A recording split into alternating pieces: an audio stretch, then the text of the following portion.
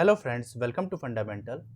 आज हम लोग इनऑर्गेनिक केमिस्ट्री का बचा हुआ टॉपिक्स को कंप्लीट कर लेंगे। जैसे कि हम लोग पीरियोडिसिटी करेंगे और कोऑर्डिनेशन का पार्ट 3 बाकी था, उन्हें कंप्लीट करेंगे।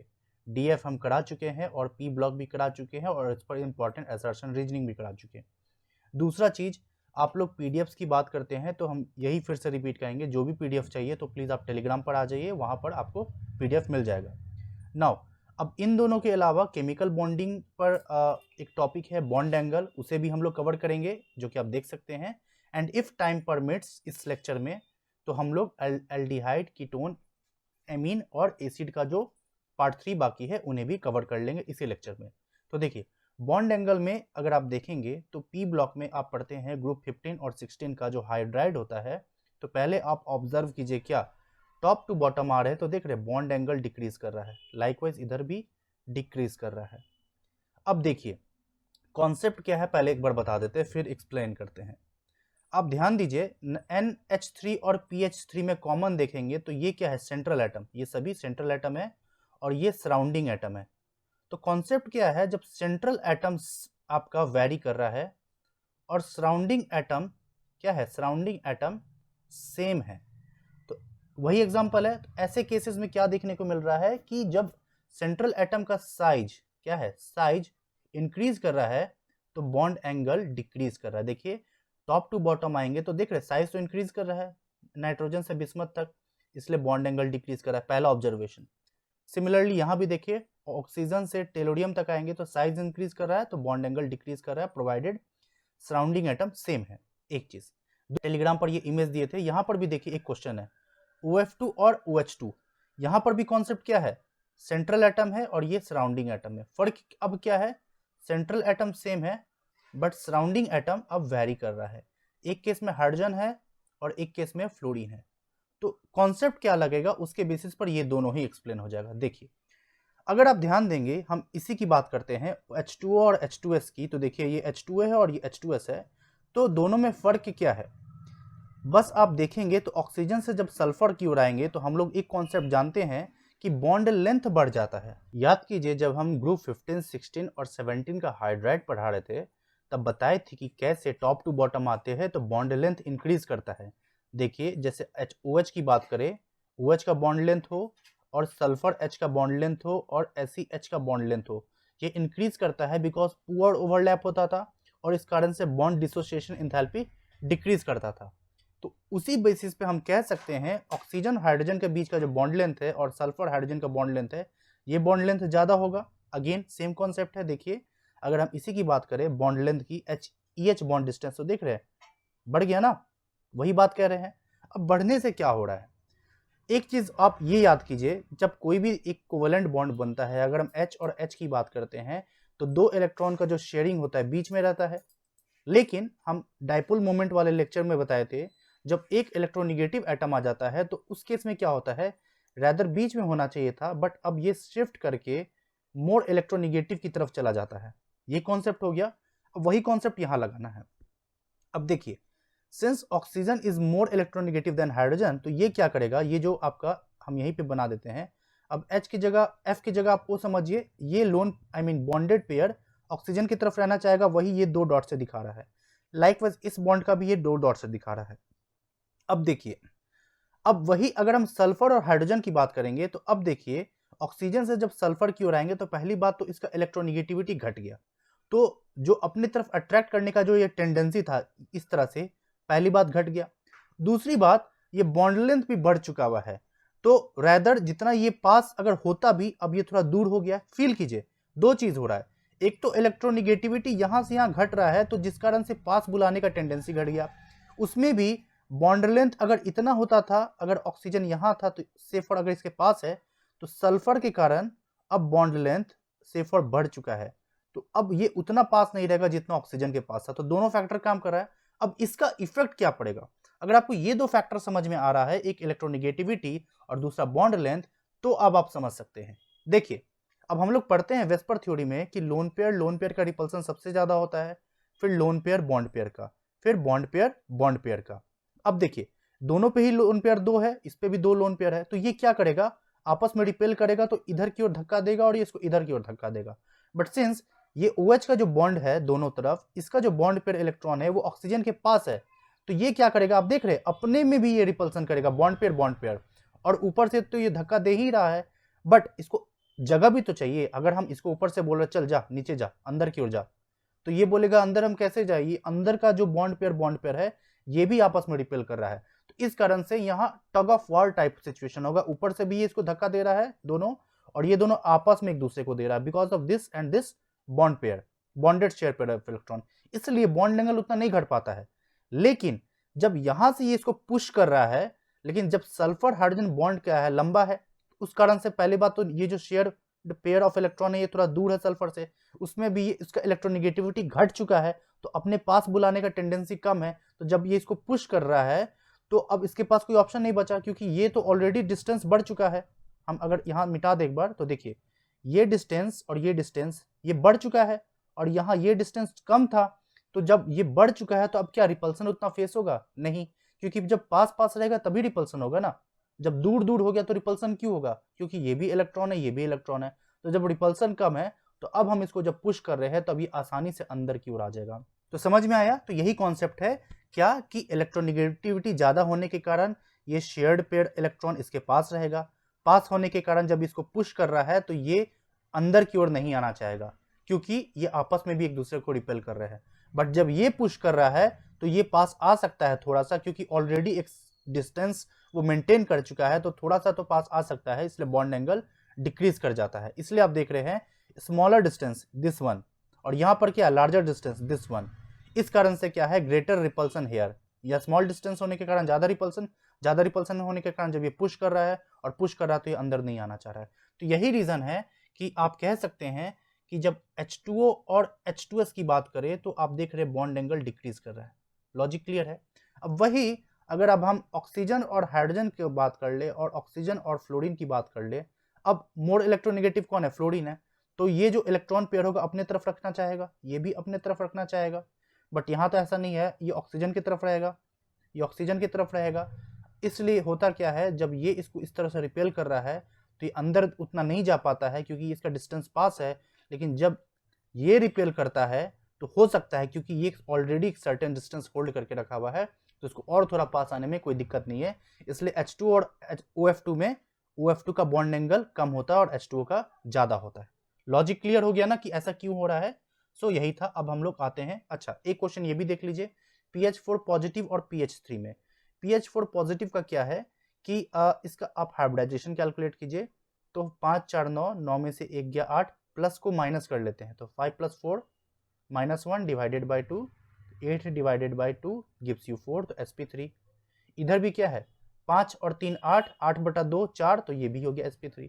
फर्क क्या है कि PH4 पॉजिटिव में सभी आपका हाइड्रोजन है और PH3 में एक लोन पेयर है, और हम लोग जानते हैं lone pair bond pair repulsion ज्यादा होता है compare to the bond pair, तो इसको जब पुश करेगा तो ये अंदर आना चाहेगा, और इसको जब, और यहाँ पर तो ऐसा कुछ है नहीं, इस कारण से इसका बॉन्ड एंगल घट जाता है क्योंकि इसको तो पुश कर रहा है ना loan pair bond pair repulsion, और यहाँ से बॉन्ड पेयर होता है, इसलिए इस केस में बॉन्ड एंगल PH4 का पॉजिटिव का ज्यादा होता है। लॉजिक क्लियर हो गया। अब आते हैं पीरियोडिसिटी पे। देखिए यहाँ पर आपका जो क्वेश्चन है, हम जैसा कि बोले सिर्फ 2024 का और कुछ अलग साल का भी 2023 का, ये 2 साल का इसमें हम डिस्कस कर रहे हैं। Again mostly atomic radii, ionic radii, ionization enthalpy और इलेक्ट्रॉन गेन एंथैल्पी पर ही आता है। देखिए यहाँ पर अगर आप देखिए पहले कह रखा है कि first ionization enthalpy decreases across a period, यानी अगर आप इधर आइए लेफ्ट टू राइट जा रहे हैं, पीरियड का मतलब अगर हम इसकी बात करते हैं, अगर हम इधर से इधर आते तो हम लोग जानते हैं क्या IP डिक्रीज करता है, लेकिन क्या कह रहा है डिक्रीजेज अक्रॉस ए पीरियड, लेकिन फर्स्ट की बात कर रहा है, इन जनरल नहीं कह रहा है, फर्स्ट की बात कर रहा है। और अभी हम क्या बोले डिक्रीज करता है, जिसका मतलब इन जनरल की बात होती है। अब फर्स्ट क्यों डिक्रीज करेगा, I mean, वो रेगुलर क्यों नहीं होगा। कॉमन एग्जाम्पल हम लोग नाइट्रोजन और ऑक्सीजन का पढ़ते हैं, याद कीजिए, इन जनरल बोल देते तो डिक्रीज कर रहा है, इस हिसाब से ऑक्सीजन का आयनाइजेशन पोटेंशियल ज्यादा होना चाहिए नाइट्रोजन से, बट हम लोग पढ़ते हैं नाइट्रोजन का 1s2 2s2 2p3 और ऑक्सीजन का 2s2 2p4 और 1s2 तो रहेगा ही। तो जब हम 2p3 लिखते हैं इस तरह से, तो 3 इलेक्ट्रॉन ऐसे होता है, और ये क्या है, हाफ फील्ड है, सिमेट्रिक।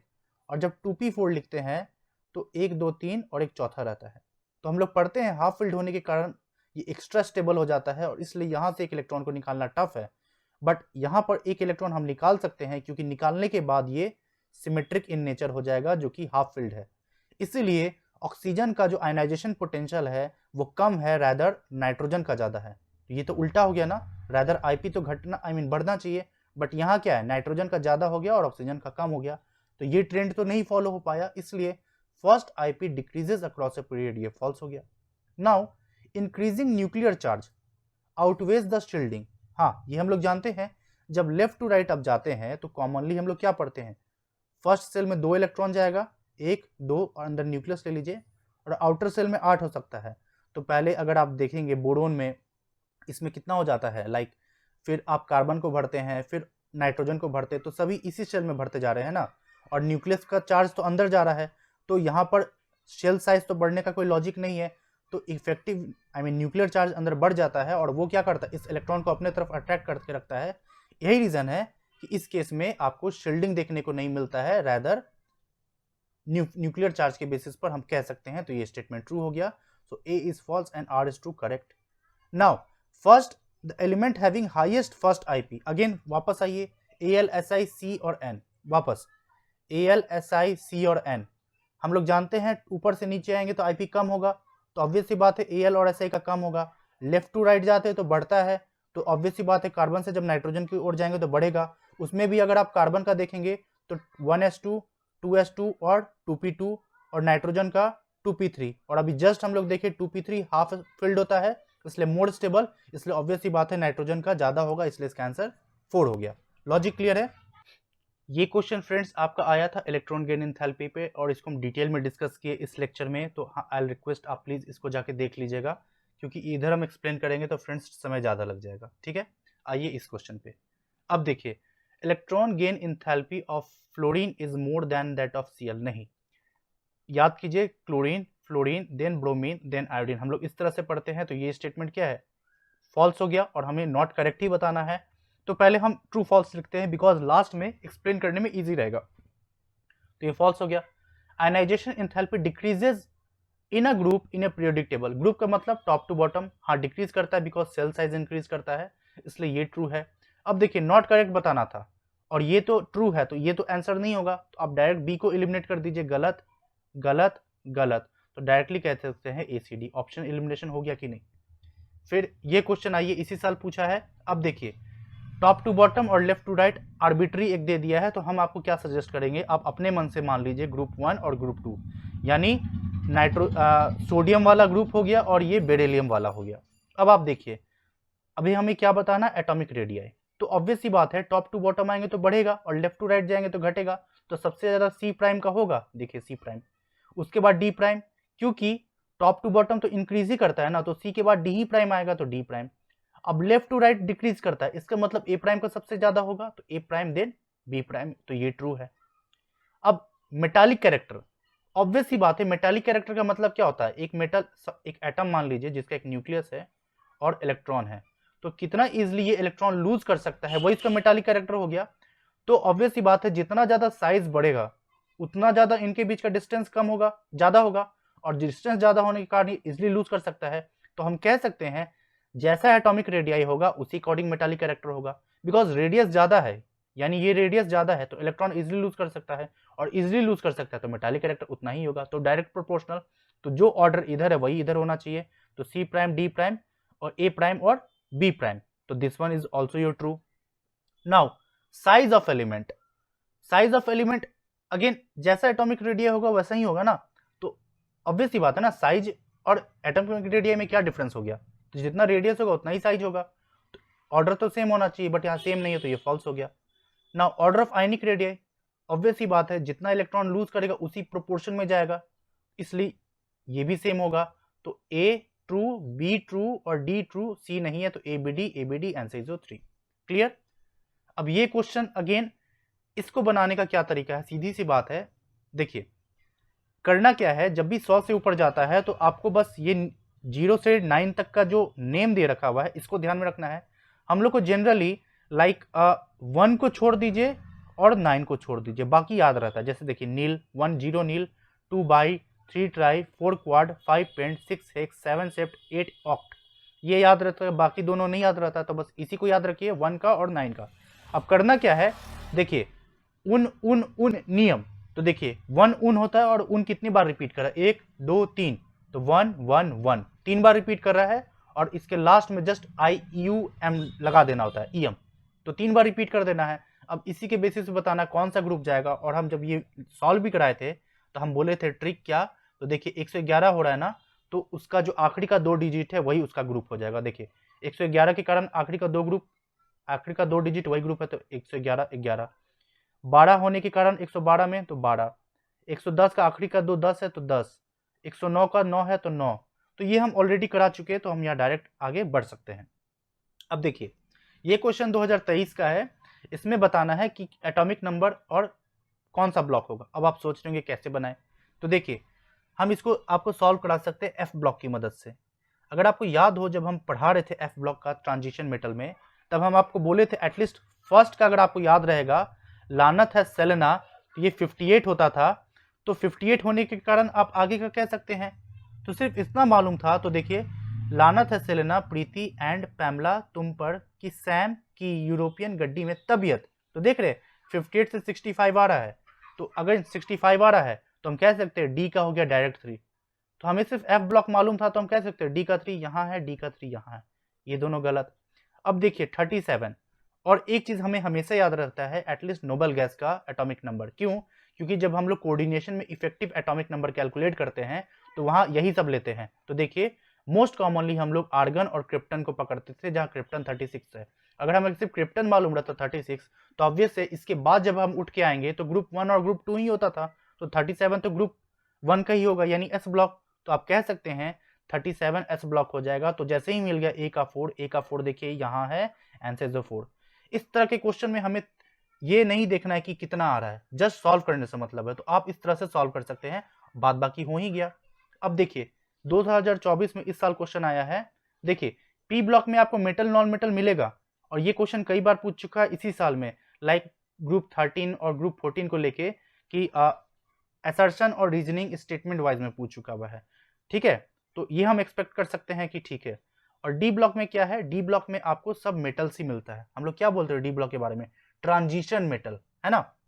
बट पी ब्लॉक को कभी बोलते हैं पी ब्लॉक मेटल नहीं, पी ब्लॉक एलिमेंट बोलते हैं। ठीक है, और ग्रुप 1 और ग्रुप 2 को हम लोग क्या कहते थे, याद कीजिए, अल्कली और अल्कलाइन अर्थ मेटल। इनके बारे में कभी नहीं बोलते पी ब्लॉक नॉन मेटल या पी ब्लॉक मेटल, सीधे बोलते थे पी ब्लॉक। और इनके बारे में क्या कहते हैं, ट्रांजिशन मेटल। तो हम कह सकते हैं आप यहाँ डी ब्लॉक में सभी मेटल्स होते हैं, तो बोथ के केस में तो इसमें नॉन मेटल हुआ नहीं, तो ये तो फॉल्स हो गया। नाउ नॉन मेटल्स का हाई आयनाइजेशन पोटेंशियल होता है, ट्रू। हाई इलेक्ट्रोनेगेटिविटी होता है मेटल से, ट्रू। तो this one is true, so one is false, second is true, one is false, second is true, so answer this one. So I believe आपको ये reason मालूम होगा, क्योंकि हम रीजन को अभी एक्सप्लेन नहीं करने जा रहे, अदरवाइज वीडियो लंबा चल जाएगा।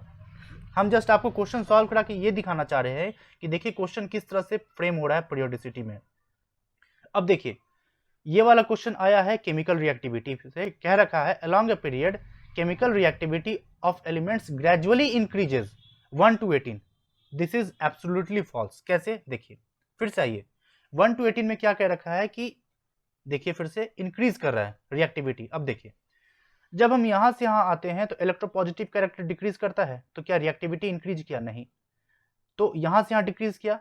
अब जैसे ही हम आगे की ओर बढ़ते हैं तो डिक्रीज कर रहा है, वापस से इंक्रीज होना स्टार्ट हो जाता है।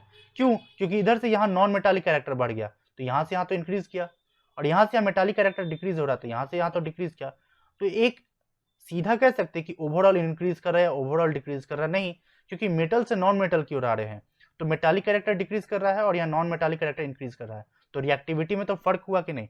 इसलिए ये स्टेटमेंट कहना फॉल्स है कि एकदम से इंक्रीज करेगा। दूसरा, मेटल है तो उसका ऑक्साइड बेसिक होगा, नॉन मेटल है तो उसका ऑक्साइड एसिडिक होगा। तो देखिए nature of oxides form by group 1 basic while that of group 17 acidic, और 17 यानी नॉन मेटल, दिस वन, तो ये एसिडिक ही होता है। तो this one is true, one false, second true, answer is 2। अब देखिए आइसो इलेक्ट्रॉनिक स्पीसीज के बारे में कहा जा रहा है कि उनके साइजेस अलग होते हैं। Reason, as simple effective nuclear charge, क्योंकि प्रिंसिपल क्वांटम नंबर तो सेम रहता है, और none of the factors because their size is same, गलत, साइज तो अलग होता है। हम लोग कॉमनली पढ़ते हैं अगर एक न्यूट्रल एटम है तो उसका निगेटिव वाला का जो साइज होगा देन ए और देन ए पॉजिटिव। तो जब साइज वेरी कर रहा है तो हम कैसे कह सकते हैं नॉन ऑफ द फैक्टर, तो इसलिए डायरेक्ट इसका आंसर होता है न्यूक्लियर चार्ज। तो फ्रेंड्स यही था आपका पीरियोडिसिटी।